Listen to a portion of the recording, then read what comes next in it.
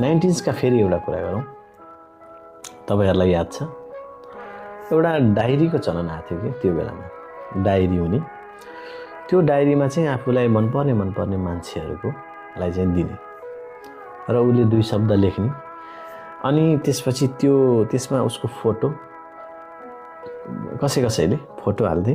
Photo बाहिर पनि त्यसलाई सानो गरेर च्यातेर यसरी खोल्न मिल्ने बनाउने के अनि भित्र केही कुराहरु लेख्ने हैन। कसैले त पानको पात बनाएर हटको बनाएर मलाई नबिर्स है भनेर लेख्ने है। यस्तो डायरी अनि त्यो डायरीमा चाहिँ विभिन्न शायरीहरु लेख्ने है। यस्तो कसले गर्नुभयो प्लिज कमेन्ट गर्नु होला। तपाईको स्कुलको दिनमा यो थिए कि थिएनन् त्यो पनि कमेन्ट गर्नु होला। Thank you, keep watching, bye bye.